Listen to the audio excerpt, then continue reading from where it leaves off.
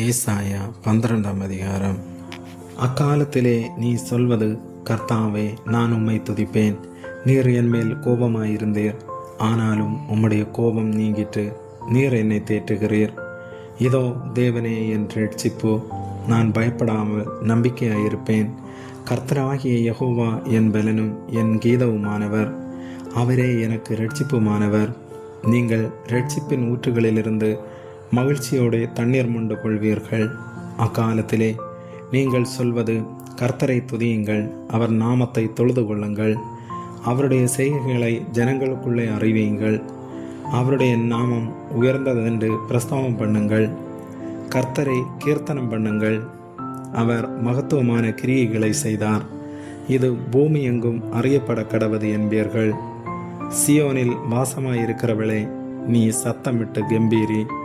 இஸ்ரவேலின் பரிசுத்தர் உன் நடுவில் பெரியவராயிருக்கிறார். ஆமேன்.